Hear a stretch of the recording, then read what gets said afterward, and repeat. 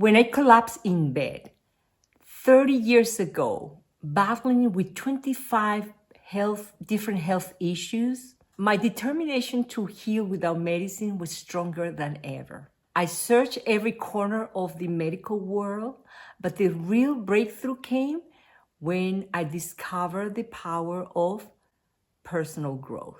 Hi, welcome to my channel, Healing Without Medicine, and my name is Dr. Lily Lay. I'm here to empower you to self-heal without relying on medicine. Since age 15, I was just a chronic pain sufferer. I was suffering from neck pain. And then as I grew older, more and more other illnesses piled up.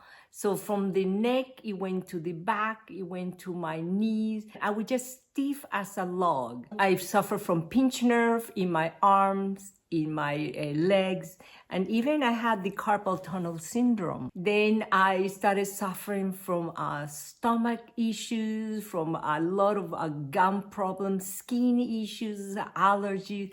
Later, when I was just 40, my blood pressure kept creeping up.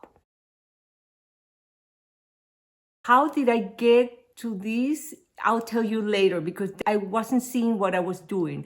What I only knew is that I needed to graduate as a doctor. That's all. I'm going to give you a fun fact about me. I myself was suffering from chronic pain. When I finished all my medical training, I opened a clinic to treat chronic pain non-invasively. Right around when I was 30 years old, that really I was becoming concerned, is that I lost my joint mobility, especially on the neck. I could not turn more than this range. And to drive, I needed to twist from my waist to look back. That bad was that. But what did I know at that time? I was just a conventional doctor, and all I did was just taking my painkiller, and I stopped at the antidepressant. I didn't want to do that, but I was just taking medication, and I was just getting used to that pain. I was tolerating the pain. That when I collapsed in the bed with chronic fatigue and I couldn't get up, that was the turning point. My thought at that time was what to do, whether to continue with the conventional medical treatment, and I knew what was next. It was a life dependency on antidepressant, or I could just go a different route, which is the natural way. Yeah, I always believe on that. The reason why I did not want to go the conventional medical route is that my specialty was rehabilitation medicine. For those who doesn't know the politics among the medical field, the rehabilitation physicians are regarded as a depository for terminally ill patients, meaning people that did not respond well from the pills, they were sent to us so we can just improve their mobility and send them back.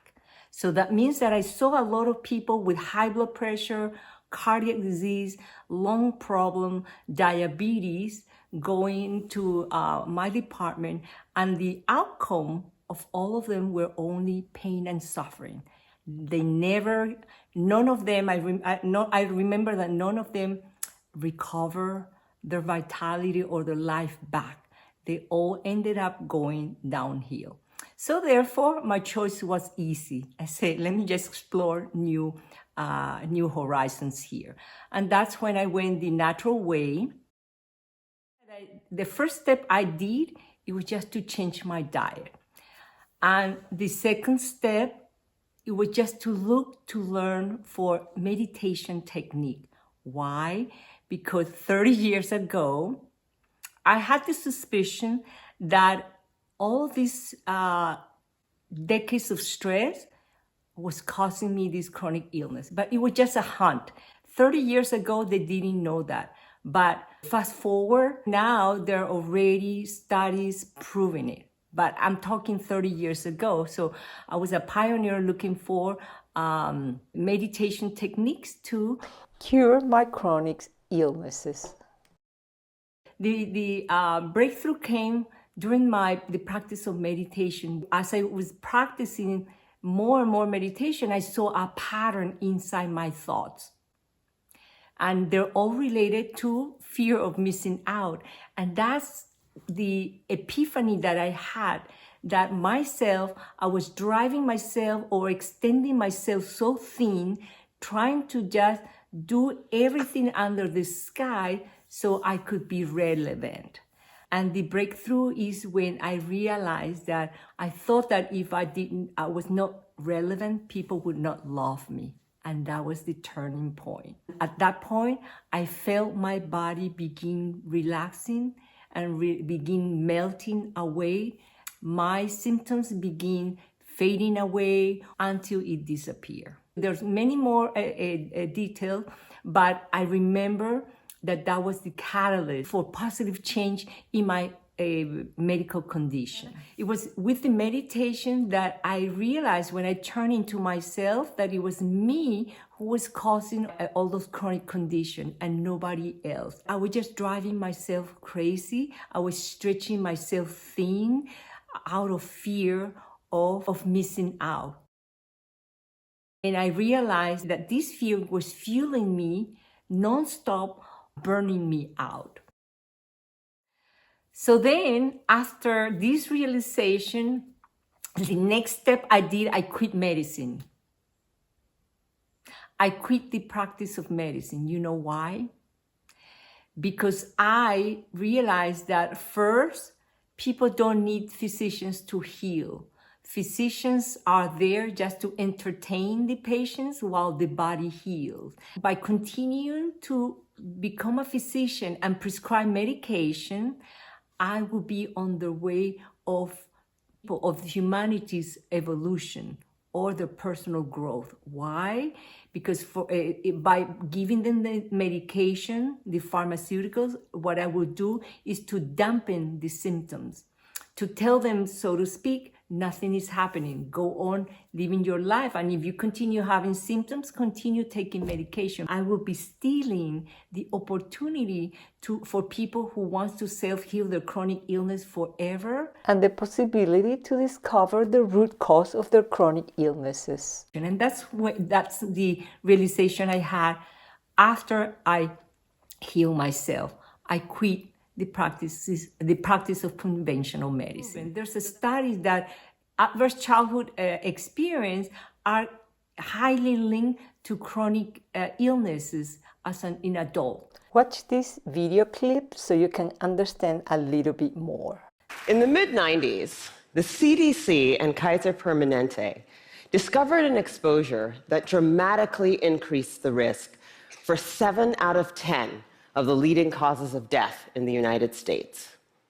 In high doses, it affects brain development, the immune system, hormonal systems, and even the way our DNA is read and transcribed. Folks who are exposed in very high doses have triple the lifetime risk of heart disease and lung cancer, and a 20-year difference in life expectancy. And yet doctors today are not trained in routine screening or treatment. Now, the exposure I'm talking about is not a pesticide or a packaging chemical. It's childhood trauma. People who suffer from high blood pressure have a chronicity with anger management. And let me just give you an example, my own example. I'm one of those. I have my entire family, I have genes for high blood pressure. And in the conventional medicine, they will tell you, oh, forget about curing your high blood pressure, it's just genetic. Because I grew up as a sibling that I was dumped on, and I felt like a slave. As a child, you suffer from unfairness. For example, you're a younger child that is being dumped on the house chores, and I felt like a slave. And then you did not know how to work out those situations. and it continue this unfairness of dumping this job, that when you grow up as an adult and get your job and you have a supervisor or you have a boss that keep giving you chores or job, if you don't solve that thing before, all what goes through your mind is that, oh my God, this is unfair. Look at, they're jumping on me. There's nobody else. I'm the victim here. And then you are going to be generating anger. And over the span of decades, you sort of like waste your body away, raising your blood pressure. And then if you just go and see a doctor who's going to give you a pill, instead of trying to find the root cause and to help you cure that high blood pressure, they'll continue giving you the pill so you can just continue working and feeling this unjusted. And this is how we rob, as a physician, rob the opportunity of these people to finally cure their chronic illness. Symptoms exist in our body as an alarm system to warn us what is happening with inside our bodies. It's just like the check engine of a car. It let us know that there's something wrong. So if we dampen this alarm system with medication, with pharmaceuticals, then we will never ever discover, or we will never ever cure any chronic illness. And the humanity will be festering with chronic illness forever, just like what we're doing right now, that 93% of Americans are unhealthy. Well, actually, the chronic illness is an opportunity for personal growth.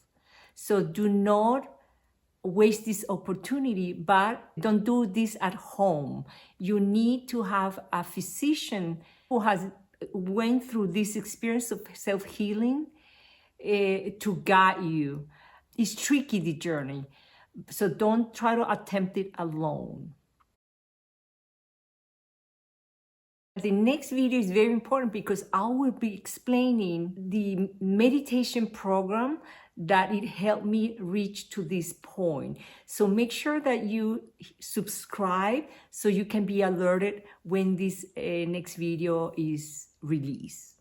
And thanks for watching.